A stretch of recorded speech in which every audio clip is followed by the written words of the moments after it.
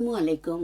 আজ শুক্রবার ৯ শ্রাবণ ৯ সফর ২৪শে জুলাই। বাংলাদেশ বেতার সিলেট সংবাদ পড়ছি সাবিহা সুলতানা। আজ ২৪শে জুলাই কোটা বিরোধী ছাত্র আন্দোলন ঘিরে ২০২৪ সালের জুলাই মাসের শেষ দিকে এসে দেশব্যাপী তুমুল গণ আন্দোলন গড়ে ওঠে। ক্রমশ শিক্ষার্থীদের সঙ্গে নানান শ্রেণী পেশার মানুষ ও সাধারণ জনতা সম্পৃক্ত হতে থাকেন। আন্দোলনের ধারাবাহিকতায় কোটা সংস্কার আন্দোলনকে কেন্দ্র করে দেশের বিভিন্ন জায়গায় সংঘর্ষ, হামলা, ভাঙচুর ও অগ্নিসংযোগের ঘটনায় ২৪শে জুলাই আইনশৃঙ্খলা রক্ষাকারী বাহিনী চিরুনি অভিযান অব্যাহত রাখে। টানা পঞ্চম দিনের মতো সারা দেশে কারফিউ বলবৎ ছিল, তবে এদিন তা শিথিল রাখা হয়। এই দিন সারা দেশে আন্দোলনকারী সহ বিভিন্ন রাজনৈতিক দলের অনেককে গ্রেপ্তার করা হয়। এদিন রাতে সারা দেশে পরীক্ষামূলকভাবে ব্রডব্যান্ড ইন্টারনেট চালু করে বিআরটিসি, তবে মোবাইল ইন্টারনেট বন্ধ রাখা হয়। হামলায় ক্ষতিগ্রস্ত হওয়া মেট্রো রেল এবং ঢাকা এলিভেটেড এক্সপ্রেসওয়ে বন্ধ রাখা হয়। ঢাকাসহ ৩ জেলায় এদিন সকাল ১০টা থেকে বিকেল ৫টা পর্যন্ত কারফিউ শিথিল ছিল। অন্যান্য জেলায়ও জেলা প্রশাসকদের নির্ধারিত কয়েক ঘণ্টা কারফিউ শিথিল থাকে। আইনশৃঙ্খলা পরিস্থিতি নিয়ন্ত্রণে রাখতে পুলিশ, র্যাবের পাশাপাশি রাস্তায় সেনাবাহিনীর সদস্যদেরও টহল অব্যাহত ছিল। এছাড়াও এদিন তৎকালীন প্রধানমন্ত্রী শেখ হাসিনার সঙ্গে মতবিনিময় সভা করেন দেশের শীর্ষস্থানীয় সাংবাদিকরা। এদিকে কোটা সংস্কার আন্দোলনকে কেন্দ্র করে সহিংসতার ঘটনায় সারা দেশে গণগ্রেপ্তার চলে। ২৫শে জুলাই পর্যন্ত সারা দেশে প্রায় ৫,০০০ জনকে গ্রেপ্তার করা হয়। চলমান পরিস্থিতির মধ্যে এদিন ৪ ঘণ্টার জন্য খোলা ছিল সরকারি বেসরকারি অফিস। কারফিউ শিথিল থাকা অবস্থায় লঞ্চ চালানোর সিদ্ধান্ত নেয় বাংলাদেশ আভ্যন্তরীণ নৌ পরিবহন কর্তৃপক্ষ। প্রবাসী কল্যাণ ও বৈদেশিক কর্মসংস্থান মন্ত্রী আরিফুল হক চৌধুরী ২ দিনের সফরে আজ সিলেটে আসছেন। সফরকালে তিনি বিভিন্ন উন্নয়নমূলক কাজের উদ্বোধন সহ একাধিক সামাজিক ও ক্রীড়া অনুষ্ঠানে যোগ দেবেন। আজ সকালে তিনি দক্ষিণ সুরমার লালাবাজার লাক্কাই লালচাঁদ এলাকায় স্থানীয় সরকার প্রকৌশল অধিদপ্তরের অফিস ভবনের উদ্বোধন করবেন। বিকেলে জেলা স্টেডিয়ামে বিভাগীয় মহিলা ক্রীড়া প্রতিযোগিতার উদ্বোধন করবেন।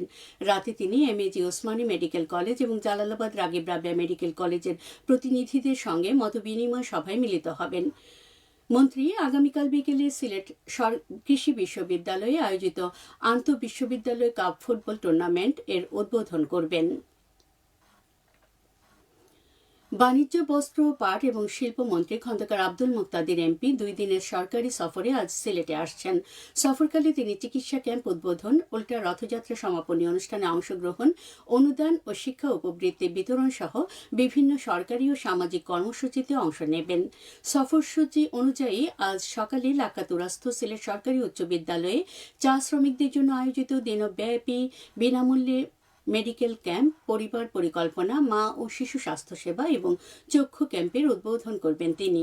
এরপর বিকেলে কাজলশাহ এলাকার যুগলটিলা ইস্কন মন্দিরে আয়োজিত উল্টা রথযাত্রা ও সমাপনী অনুষ্ঠানে প্রধান অতিথি হিসেবে যোগ দেবেন মন্ত্রী। বিকেল 4:30টায় উপজেলা পরিষদ হলরুমে তার বিশেষ বরাদ্দ থেকে ২৭৫ বান্ডেল টিন ও ২৫টি সেলাই মেশিন বিতরণ করবেন। পরে বিকেল 5টায় একই স্থানে ক্ষুদ্র নৃগোষ্ঠীর দরিদ্র ১৯৩ জন শিক্ষার্থীর মধ্যে শিক্ষা উপবৃত্তি, ২৯টি বাইসাইকেল এবং ১৯ জন দরিদ্র প্রশিক্ষণপ্রাপ্ত নারীর মধ্যে সেলাই মেশিন বিতরণ করবেন তিনি।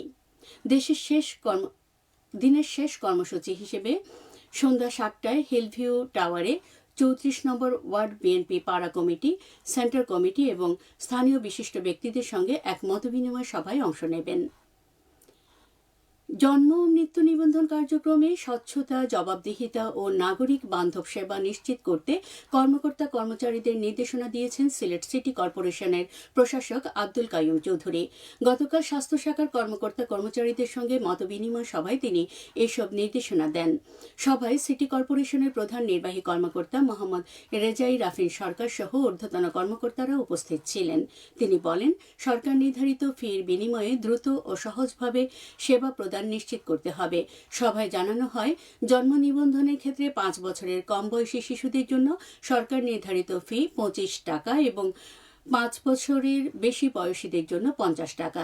জন্ম সনদ সংশোধনের জন্য নির্ধারিত ফি ১০০ টাকা। উজানে ভারী বৃষ্টির প্রভাবে সিলেটের নিম্নাঞ্চলে স্বল্পমেয়াদী বন্যা পরিস্থিতি সৃষ্টির আশঙ্কা করা হচ্ছে। এ পরিস্থিতিতে বন্যা ও যে কোনো দুর্যোগ মোকাবিলায় জেলা তথ্য অফিসের সচেতনতামূলক প্রচার কার্যক্রম অব্যাহত আছে। পাশাপাশি যে কোনো পরিস্থিতি মোকাবিলায় প্রস্তুত রয়েছে জেলা প্রশাসন।